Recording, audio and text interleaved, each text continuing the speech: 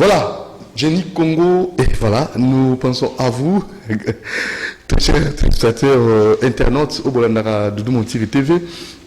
Alors, tu as mis pour Nabino, Maître Loulou, tu reçois Makamba 4 visa, Mbata, Makwa Zwaki, Soukona Mbata, bon, pour la Nini, ils ont examiné, ils ont symbolisé Nini, Touré Bango, et Touré Tapé, c'était vraiment moqué dans la 61 ans après l'indépendance du J-19. Rapatriement à relique ya Lumumba déjà Toureba à Portango Nino Gosala Nino Gosala pour l'amour na biso mbote mon mboka mettre lou mbote ndeko mbote na internaute nyonso bato balinga pour la vérité oui ba pesa bazora libaku akolanda émission na yo puis balinga émission na yo merci mettre lou mbala moko mbata Macron mbata wana bon habité réaction de part et d'autre, l'opposition, la pouvoir, tout à l'unanimité, alors, ni au truc ni au symbolisé, c'est la démocratie, la liberté, la droit de l'homme, on a habité. L'Afrique, c'est l'Afrique, les années. D'abord, les alliés président africain. Les alliés un civisme. Donc, tu peux nous mal éduqué, et non seulement vous allez mal éduqué, vous avez quand il y a un mouvement, il y a un mouvement ultra-droite. Ultra-droite, c'est-à-dire un mouvement où il y a un niveau en France, il y a un esprit de nationalisme exagéré. Il y a un mouvement où il y a un mouvement loyaliste. C'est-à-dire qu'il y a une pensée traditionnelle dans le monde qui est kala. Parce que dans le niveau en France, il y a un droite et un gauche. La gauche, il y a un peuple, un socialiste. Tandis que la droite et la droite qui est Simayarwa, au Balinga qui va na France comme le français. Na français. Au Italie qui na kambuya autobengi la révolution française, ba bazala qui contre révolution française. Et azo va bien que azali ko regretter ndenge Macron azo comme ma politique na bango, azo nga tradition na bango. Voilà ba revendication motif na ye. Aza vraiment civique parce que là on a ce périple dans espace français zali otala ba condamnation de toutes parts. Bisika nyo se outil na oya tobenga Marie Le Pen wazali opposante ya Macron aiba ko condamner ko baki on ne peut pas toucher au président de la République. Donc quel que soit pour toucher les aga mbatati même ba langage on ne peut pas toucher na chef de l'état moko. Otuninga question c'est en Afrique ba doza pembe bango sambo. Ensemble. Ah bango sambo kasi. Paul basaini. Bango tuna se mukamate mufunge mukwata ingoza la ningona. Kubeta masasi dans le vide. Mais bah on va très très logique. Bakangi kaka bibal misatu et on va impliquer. Attends on soit zayi musika mais on va intéresser y bango mais misatu na. So ils en Afrique mais tout le monde aux arrêts. Et en plus bah lui au pointer musabi que ils ont opposition mutitini bango opposition. Bah tout nier aux en parti politique avec la parti politique mais ana ba idéologie wana. Ndeko nangala ni na ipsa ba congolais. Na otala bino ko ipsa bino ke. Espion na Congo pe bandi. Ya okanisa kena lingi Congo koleka batu nyonso mutu moko akoloba pona Congo azati a part yo intolérance ba intolérance soko leki olobi pona Congo na ndeye na yo mutu moko asepeli ndenge olobi te akobetu pe mbata intolérance. Or la démocratie fait que yo loba na mbata Macron et comme na Congo ezara déjà balangage de magawana landa balangage de et puis ezo manakata ba parti politique mususu. So to kangio to gozoyo to chomboy parti politique et vous tolérez vous otika biloko ngo kasi mouvement ngo bandaka ndenge monte mouvement ngo bandaka ndenge tant la tolérance permissive c'est-à-dire un caractère permissif vous otika ezokola comment vous ça là on parti politique mo soki muto asali mabeba beta kaina kati ya parti c'est ce mouvement là il y a une tolérance. Parce que tu peux avoir que politique à Macron se fait en côté. Quand tu as parti politique d'opposition, comme ça, au l'opposition, c'est un argument que politique n'a pas été. Ou l'accès madame Ouyayo. Ou l'accès madame Ouyayo. Mais il y a préféré que nous payons un mingambata. Il y a quand même un succès. 18 jours, on a posé à Kouna, so il y a un samba. Il y a un samba. Est-ce que nous avons 18 ans? On a 18 mois. 18 mois, il y a 18 mois. 18 mois. So il y a 18 mois. Ah, à mon a 18 mois. En Afrique. Il y a 18 mois en Afrique. À mon a. Mais c'est un suspect. Hein? Bon, c'est un danger. Suspecté, mais c'est un danger. Et ce mouvement-là, ekolaki. Balobi ke bato ba kotaki na kati ba gilet jaune. Oh là là là là. Baza ba mouvement na kati ba gilet jaune. Ya moni période moza ki na France otiki mutu ka libanda ba tumbiango. So mutu ko tumba on déjà Macron. Non, ça c'est pas bon. C'est un mouvement wana tangi banda ki ba yisibino ke mouvement to kota na ba extrémiste ya droite. Bazali ko la kisaki bango ba lingi France ko le ka batu nyonso. Ya moni ba to ba beta ka ba. To moni ba noir ba oli ka nzela le bango. Ba auto biso mboka. Omoni ba mouvement wana. Alors moi personnellement je ne peux pas encourager. On peut pas encourager ces genres de violence. Alors carte visa. Carte visa. IGF Abani Moussa Nae, à continuer. Il y a un problème. Problème est à l'île Congo, ma belle abisso, il tant de la banquette, to l'inte mataricola, ba toile, tozo ganga. Enquête, tozo sala, tozo kanga. Mais tu m'as beaucoup. État des droits, bazo kanga, bat. Non. Il y a une méthodologie. Méthodologie est signée que même à niveau à principe, il y a une procédure, où tout ça, on a un niveau de droit pénal, il y a un caractère inquisitorial et secret. Procédure inquisitoriale et secrète. Quand vous procédez dans la banquette pour avoir la vérité, bon, les grands à la télévision, tu peux savoir par série, par épisode. Tu peux faire un lobby. Tu peux faire un moko. Tu peux faire 3. Tu peux faire 2. C'est la normalité. Où ça, Moussa? Mais IGF est médiatisé. Pardon? IGF est médiatisé. Là, le lobby d'une manière générale, l'enquête dans la RDC. Ah, ok. Enquête dans ça. Enquête à Lingui, à Loni Lelo, à Bouki Lelo, à Lien Lelo. Nous sommes les orateurs.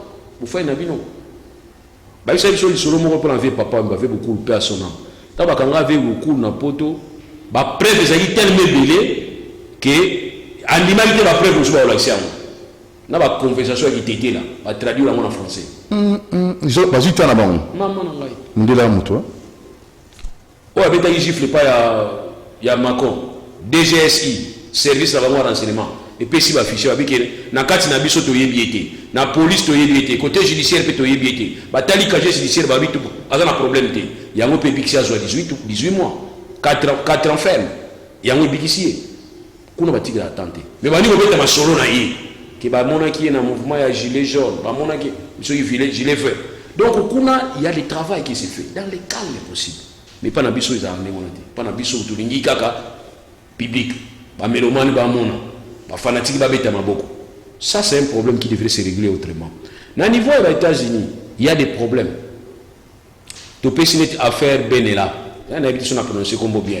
Ou à qui particulier il y a président qui n'a pas fait ça passeport diplomatique à qui n'a menacé les journalistes un certain les premières mains. Bah oui, bah ça c'est ensemble. Avant d'aller ici dans le tribunal, ça c'est dans le. Donc pour dire que même au niveau des États-Unis, il y a certains dossiers tellement sensibles et ça me semble mis sur la tutelle. Sénat récupéré, on va salir commission, on va niveau l'andela. Moi j'aurais préféré ma carte on a beau l'andela on a n'enga kimia. Parce que c'est une pratique. Si ce n'est pas régulier, mais ce n'est pas interdit. Et ben d'accord. Donc sur les avis réguliers, les avis interdits. Dans le cadre de l'urgence au Bozaranago. Mais seulement bon, c'est là où ma camonini. Ok. Et en plus, deuxièmement, ceux qui ont la carte de fonction, ils ont un problème. Mais tant qu'on tiki fonction, nous sommes ici en haut. Nous sommes ici en haut. Il y a un sou Tibalata Moulana Moutou, on va commis 001 gouvernement. Tibalata Moulana Moutou. Ça m'a le coup d'attendre la Moutou primature. Non. Donc, pour dire que les alliés Tibilo, les alliés liés à la fonction. Tant que ici, au tiki. Maintenant, qu'est-ce qui m'intéresse? Ça m'intéresserait ceux qui n'ont pas qui. Motomo qui en 2014, bénéficiaire à carte wana. Alongwa Moussala Bandakana. Mais en 2021, l'objet a Bimisa Yimbo. Ah, wana ça m'intéresse. Na retourne à un monsieur, au Bimisa Yimbo en qualité mine. Parce que qualité, on les a reçus et pas nayote, nous avons bénéficié. Mais quand nous donnons cette information brute, sans qu'on sache la part des choses, nous avons créé une mine dans la population. Ça, c'est le problème photo et bango. Vous croyez que dans vos yeux, sa population pour population sali. Population va comprendre dans le sens nabino bango, on va comprendre dans le sens on a. Ah, il y a aussi des catégories. Kabila Longwa Alongwa président. Banda 2019 Alongwa. Batune wana, vous voulez me faire croire que Tilo Bazorambo toujours dans la banque centrale. Donc c'est la banque centrale, il y a de n'importe quoi là-bas. Moi je ne peux pas admettre ça. C'est dans la banque centrale, il y a de n'importe quoi. Tout le monde dit 40 les cartes. Donc c'est qu'à part 40 nous sommes allés. Il y a des gens qui ont pété. Il y a des papas qui ont langoué. A subi na bilamba. Vous m'aimez dans quartier. Beaucoup de gens qui ont soigné. Il fallait soigner ça. Et tant que vous allez soigner, on vous jusqu'à disposition pour l'avenir les gens à sauter. C'est ce qui était important de faire. Mais bon, ça a un épisode à théâtre. Premier épisode, dernier épisode, troisième. Et vous commencez même à citer les noms des gens. Ça c'est pas IGF, ça c'est la récupération de journaliste, récupération de la presse. Non, on ne parle pas de récupération. Journaliste, on a besoin pour traquer l'information. Et surtout, l'information est sensible. Vous voyez, dans la télévision, dans RFI, tu as vu qu'il y a une enquête exclusivement RFI. Vous voyez, il y a souvent un portail RFI plainte. Tant que RFI vous savez, vous avez RFI pour ta plainte. Dernièrement, RFI vous savez que le colonel Mongo Batchoy, général Mongo Batchoy, agent général auditoral de Gagaye Bandaka. Vous voyez, auditoral, il y a un bien. Auditoral, oui, tout le Gagaye Bandaka 2000, ceux qui 4, tout le mandat de comparution est agatté. RFI a joué à moi. Pas de quoi qu'il y ait information. Information vérifiable. Après, à vérifier, à publier. Mais maintenant, tant que l'information, on est comme la bateau. Tant que vous avez un peu de conseil. Vous avez un journaliste. Mais vous avez une déontologie. Mais éthique, vous avez une information. Vous avez une information sur le scénario, vous vérifiez, vous tali, on livre l'information. Si on livre l'information, on peut si ceux qui étaient au lobby, mais tant que vous avez il ne faut pas qu'on s'approprie l'information comme si tu devenais témoin. Toi, tu es mon pandissa, mon bindel. Il ne faut même pas venir faire les commentaires d'information sur ça. Ça aussi, c'est un élément. Ne faites pas les commentaires. Il y a un lobby qui non, selon l'information de une niveau IGF, le dossier a ouvert, il y a des cartes, mais IGF a tout ça la banquette, on sait un peu parquet, ça la banquette n'a pas point. Tu te limites là. Mais quand tu vas au-delà, c'est là où ça crée problème. Dans cette journée, je me barabou. Question est là. Réponse est là. Et nous, surtout, dans la émission, nous avons engagé Moutoua sur le Bayango. Vous le voyez, on a dit à la journaliste. On a aussi déchargé la responsabilité dans les cas de diffamation, dans les cas de la bataille judiciaire. Donc, on a dit sur la Sabine, on a dit que journaliste, ça quand même. Mais, entre autres, on a quand même l'État congolais, tant qu'on va dire qu'on peut s'habiller sur François, on peut s'habiller sur Ndamouté. Est-ce qu'il va ça la némoine? Autorisé à un homme qui est un homme qui est un valia. Ils ont un némoine. Bélissa yango, et l'aima bien. Ou tiens ma fouta, ou tiens ma épice, et puis si sur la kitoko, ou puis si la valia, tu vas consommer encore. Les informations pareilles, on n'a pas besoin de ça. Et ces informations, l'IGF doit transmettre ça à un chef naïf direct, qui est le chef de l'État, ce n'est pas nous. Ici, quand on va dire, l'IGF a la responsabilité du chef de l'État. Parce qu'aujourd'hui, on va dire quoi? Bon, autant la liste à Batona, tous vont opposer au chef de l'État. C'est quoi va acharnement. C'est acharnement quand tu as raison. Mais quand tu étais impliqué, comme ça, il y a moins de mai, il y a le mois depuis 2014. On s'est impliqué. Quel est le problème du chef de l'État dans ça? Mais Tolinga qui, quand même, qui j'ai fait le monde, le chef de l'État, pour anime. Nous avons aussi remarqué, c'est comme si, pas ton chef de l'État, mini ça, ma bébé, ça aussi. Au combien on a l'habitude? Au combat, non? Oui. Ah bon, combien on a l'habitude? Non, on va dire. Pas de boulot de TV. En fait, tu voulais quoi? La justice est quoi? La justice équitable. Nous sommes toujours l'année là-bas. Toujours l'année là-bas. Or, normalement, ma bébé, ça, non? Alors, tu as mélangé bango nyonso. Na ya bango. Mais Bible est lobby que jugement ko banana katanda kwa nzambe. Mais yozo sami ça va pas yo ba masanga na nini na boîte de nuit ngambu. À l'église ku tubilo ku basanga ku sokola bango. Païen o jabilo ngana mina ka bino sokola bango. Donc le vrai jugement doit commencer à la maison. C'est comme Moussa Salaki abani ko kanga Raphaël Genda. Biso gangi révolution bani ko lia bana nae. Pour Raphaël Genda asalaki makasi pour nous défendre Afdel. Raphaël Genda zaki parmi les idéologues, nous défendre l'idéologie à Afdel. Mais dans la salle, il m'a dit, maman RTNC, maman RTNC, il y avait quelqu'un qui a été arrêté. Entre Raphaël Genda et Raphaël Genda. Il a été arrêté. Bakangi, il a dit, Moussa, t'arrêtes, il faut que tu sois arrêté. Tu dois être arrêté. Bakangi. Mais chez nous, nous ne voyons pas ça. Tout le monde nous dit, ça y est, on a dossier beaucoup bimi, après dossier beaucoup faible. C'est normal. Il y a un que makambo ya carte, il faut tout l'andango, tout yeba. Vous avez une carte de colonie, vous avez une carte pour nanini, dépenses ça numéro combien, dépôt vous avez dépensé combien et dernier dépense na yo. Vous comprenez là? Ce qui carte, vous avez en 2014. Tant vous avez dit son nom pas na mboka na biso.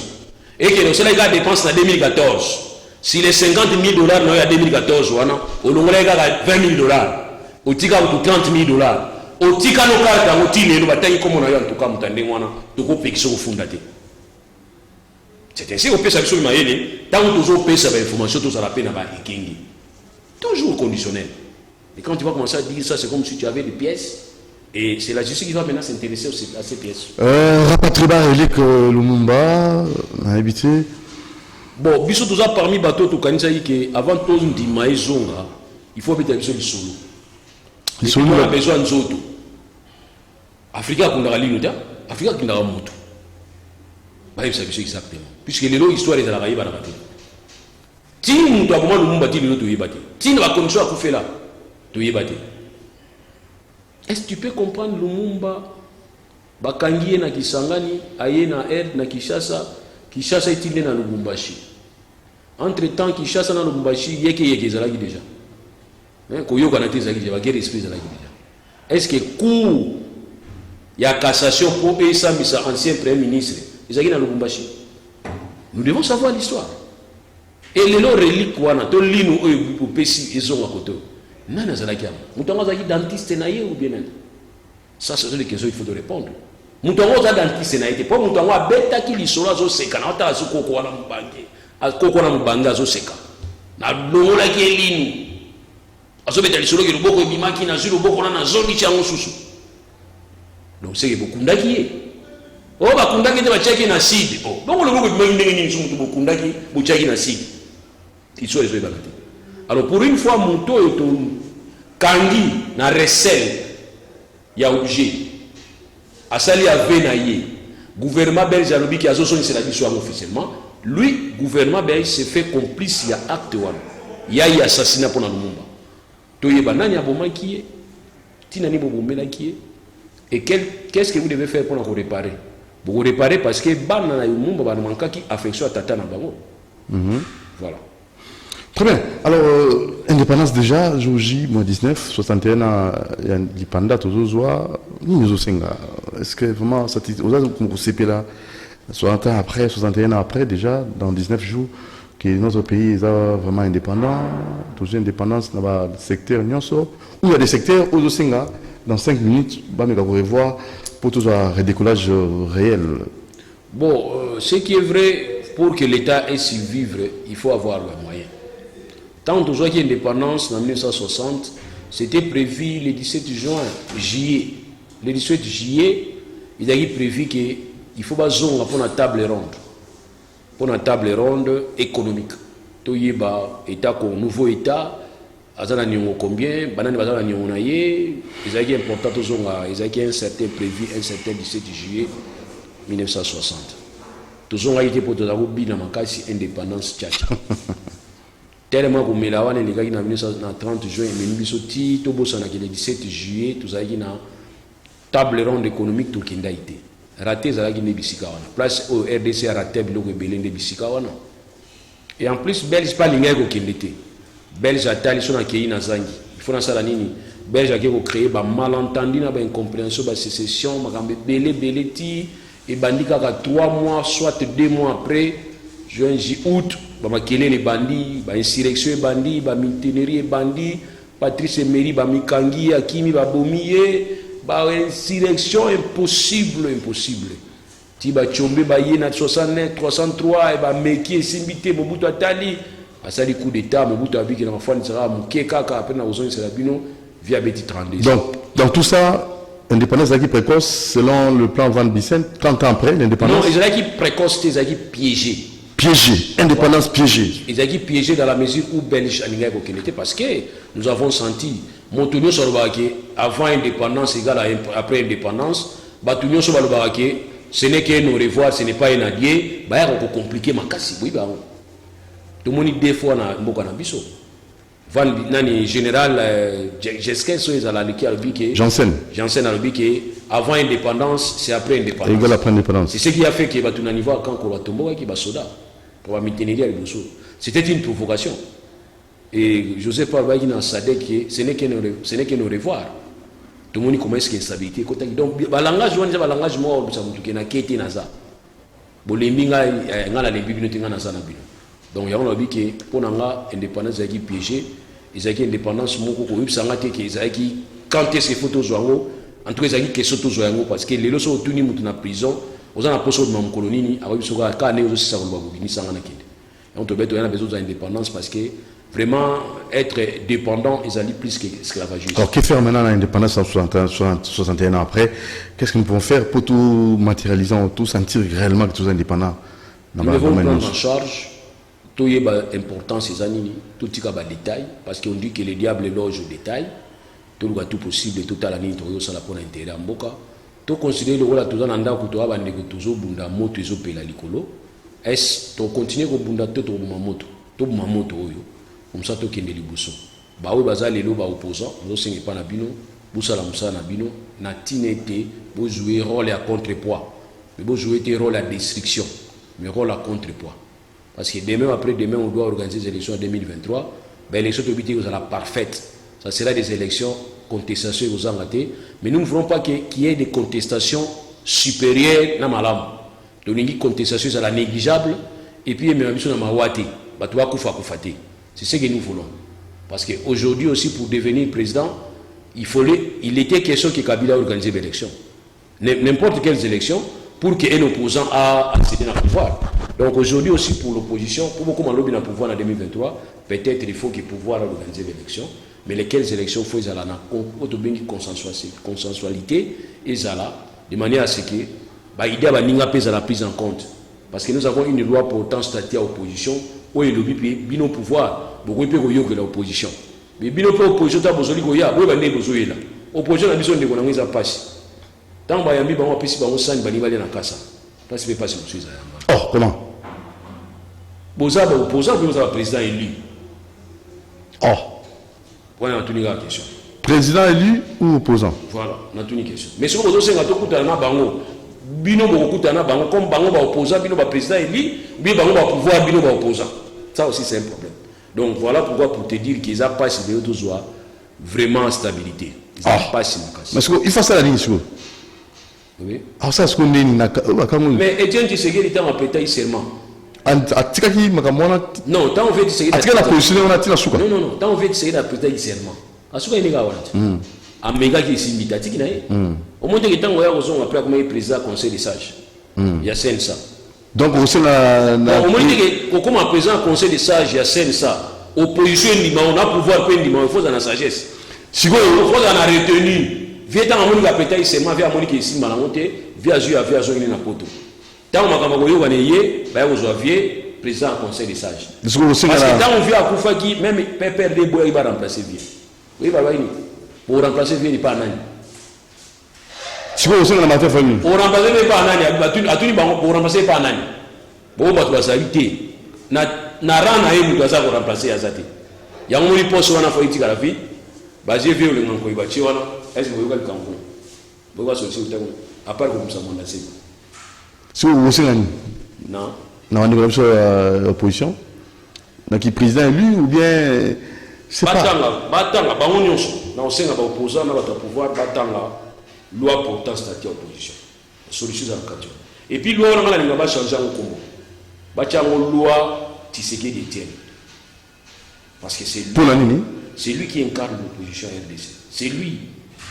Mais du moins je dis que c'est lui qui représentait porte-étendard de l'opposition RDC. Et on a dit que Bochango loi Etienne Tshisekedi pour un souvenir. Parce que tant qu'on fait qui c'est la ville, oui, que c'est la ville. On est la président c'est. Mais il y a encore un président à conseil, un président à Bassage. On a des places on a remplacé. Très bien. Merci Maître Loulou. À la prochaine occasion. Merci. Merci à toute l'équipe. Merci. Doudou Montier vous aime beaucoup. Abonnez-vous massivement à Doudou Montier TV. Ciao.